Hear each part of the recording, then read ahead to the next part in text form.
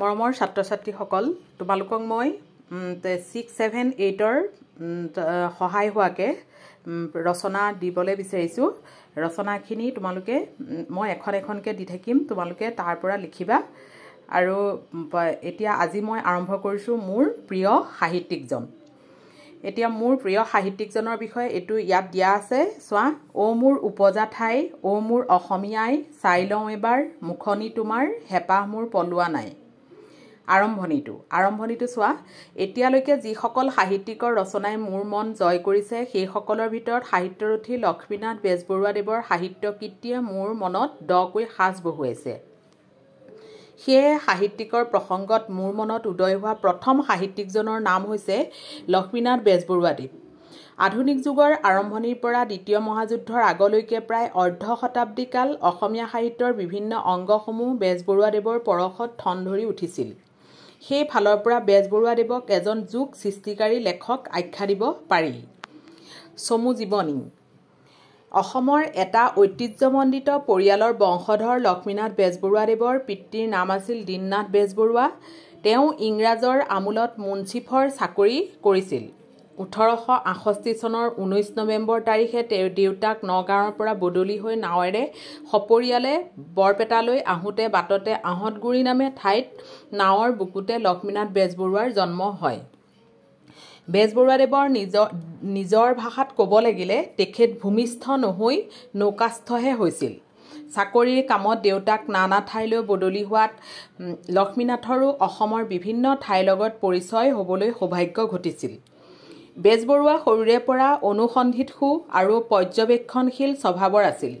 ছাত্ৰ হিচাপে তেওঁ বৰ মেধাৱী ছাত্ৰ নাছিল, কিয়নো স্কুলীয়া শিক্ষাতকৈ তেওঁ হাতে কামে শিকা অৰ্থাৎ ব্যৱহাৰিক শিক্ষা আৰু খেল ধেমালিৰ প্ৰতিহে অধিক অনুৰাগী আছিল। 1886 চনত শিৱসাগৰৰ পৰা তেওঁ প্ৰৱেশিকা পৰীক্ষাত উত্তীৰ্ণ হৈ উচ্চ শিক্ষাৰ বাবে কলকাতালৈ যায়।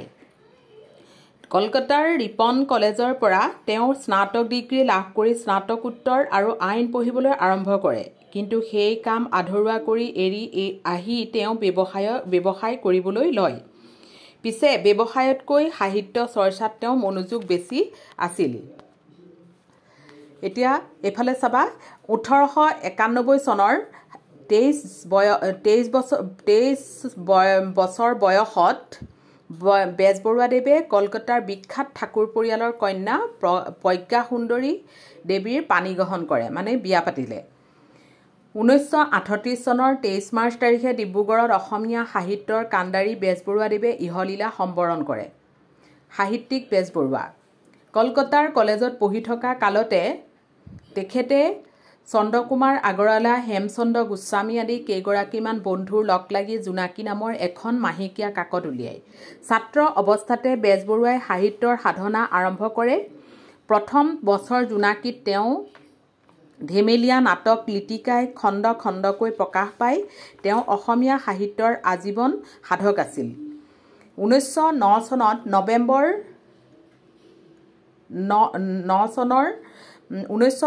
নৱেম্বৰ আৰু ডিচেম্বৰ মাহত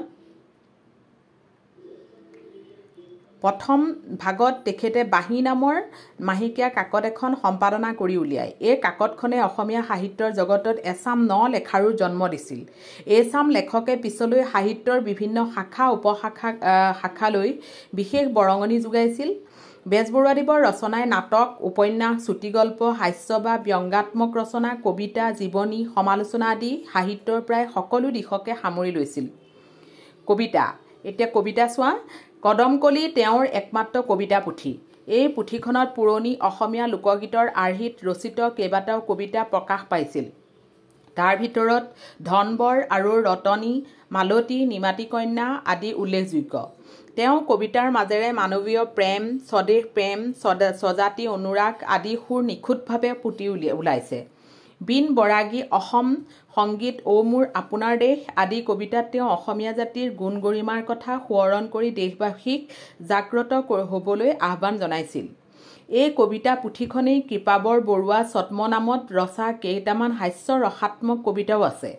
কৃপাবৰীৰ ৰচনাসমূহৰ বাহিৰেও তেখেতৰ প্ৰায় সকলো লিখাতে কম বেছি পৰিমাণে হাস্যৰসৰ প্ৰভাৱ দেখিবলৈ পোৱা যায়। সেয়েহে তেখেতক ৰসৰাজ উপাধি দিয়া হৈছিল। নাটক চক্ৰধ্বজ সিংহ, জয়মতী, বেলিমাৰ আদি তেখেতৰ উল্লেখযোগ্য নাটক। লিটিকাই, নোমল, পাচনি, চিকৰপতি, নিকৰপতি তেওঁৰ প্ৰহসন। এই প্ৰহসন কেইখনৰ কাহিনী কিছু দুৰ্বল যদিও তাত থকা হাস্যৰসে কিতাপকেইখনক কালজয়ী কৰি ৰাখিছে। চুটিগল্প আৰু উপন্যাস উপাদানৰ ফালৰ পৰা চুটিগল্প আৰু উপন্যাস সহধৰ্মী সাহিত্য, কিন্তু দুয়োবিধে মহিমামণ্ডিত দুবিধ সুকীয়া সাহিত্য। অসমীয়া সাহিত্যত চুটিগল্প ৰচনাৰ বাট মোকলাই দিছিল বেজবৰুৱাদেৱে। তেওঁৱেই অসমীয়া চুটিগল্পৰ জনক। সাধুকথাৰ কুকি, সুৰভি আৰু জোনবিৰি তেওঁ চুটিগল্পৰ সংকলন। আনহাতে দন্দুৱা-দ্ৰোহৰ পটভূমিত ৰচিত পদুম কুঁৱৰী তেওঁৰ একমাত্ৰ উপন্যাস। জীৱনী সাহিত্য ডাঙৰীয়া দীননাথ বেজবৰুৱা, শ্ৰী শ্ৰী শংকৰদেৱ আৰু মাধৱদেৱ, মোৰ জীৱন সোঁৱৰণ আদি তেখেতৰ জীৱনী গ্ৰন্থ। গহীন আৰু লঘু ৰচনা তত্ত্বকথা, শ্ৰীকৃষ্ণ কথা, বাখৰ কামৰ কৃতিত্ব লাভৰ সংকেত, ভাগৱত কথা আদি তেখেতৰ গহীন ৰচনা। আনহাতে মৌখিক পৰম্পৰাত প্ৰচলিত লোকসাহিত্য উদ্ধাৰ কৰি পুনৰ জীৱিত কৰাৰ উদ্দেশ্যে তেওঁ ককা-দেউতা আৰু নাতি-ল'ৰা বুঢ়ী আই সাধু পুথিকেইখন সম্পাদনা কৰি উলিয়ায়। জুনুকা এখন মনোৰম শিশু গ্ৰন্থ। তেখেতে ছদ্ম নামেৰে এলানি খুহুতীয়া পুথি ৰচনা কৰিছিল। সেইবোৰৰ ভিতৰত কৃপাবৰ বৰুৱাৰ টোপোলা, বৰবৰুৱাৰ উভতনি, বৰবৰুৱাৰ ভাৱৰ বুৰবুৰণি, বুলনি আদি উল্লেখযোগ্য। ইয়াৰ উপৰি অসমীয়া সমাজৰ দোষবোৰ অসমীয়াৰ আগত উদঙাই দি সেইবোৰ শুধৰোৱাৰ প্ৰয়াসেৰে তেওঁ কেইখনমান হাঁহিৰে ৰসঘৰা স্বৰূপ পুথি ৰচনা কৰিছিল। বেজবৰুৱাৰ বিশেষত্ব বেজবৰুৱাৰ ৰচনাত একোটা সাধাৰণ বিষয়বস্তু অসাধাৰণ ৰূপত ধৰা দিয়ে। তেওঁৰ ৰচনাসমূহ আছিল নিভাঁজ, বলিষ্ঠ আৰু প্ৰভাৱশালী। বেজবৰুৱাই শুকান জেওৰা চেপিও যেন ৰস উলিয়াব পাৰিছিল। সেইবাবে তেওঁক ৰসৰাজ উপাধিৰে বিভূষিত কৰা হৈছে। বেজবৰুৱাদেৱে সাহিত্যৰ বিভিন্ন শাখাৰে গ্ৰন্থ ৰচনা কৰি নিজৰ কৃতিত্ব দেখুৱাবলৈ সক্ষম হৈছিল। সেয়ে তেওঁ সাহিত্যৰ সব্যসাচী বোলে। বেজবৰুৱাদেৱে নিজে সাহিত্য ৰচনা কৰাৰ লগতে আনকো সাহিত্য চৰ্চাৰ বাবে উদগনি যোগাইছিল। সেইবাবে তেওঁ অসমীয়া সাহিত্যৰ ইতিহাসত সাহিত্যৰথী হিচাপে জিলিকি ৰ'ল। সামৰণি বাজক দবা, বাজক শংখ, বাজক মৃদং খোল। অসম আকৌ উন্নতি পথত, জয় আই অসম বোল। বেজবৰুৱা এজন আশাবাদী দেশপ্ৰেমিক ব্যক্তি আছিল। তেওঁ সমাজৰ বিভিন্ন দুখ-কুটি আঁতৰাই এখন নিকা সমাজ গঢ়াৰ কল্পনা কৰিছিল। তেওঁ ৰচনা কৰা জাতীয় সংগীত কবিতাটিত অসম আৰু অসমীয়া ভাষাৰ প্ৰতি থকা তেওঁ অকৃত্ৰিম শ্ৰদ্ধা আৰু ভক্তিৰ পৰিচয় পোৱা যায়। বেজবৰুৱাদেৱৰ অনুপম ৰচনাই সাহিত্যৰ সকলো পাঠককে আকৃষ্ট কৰে।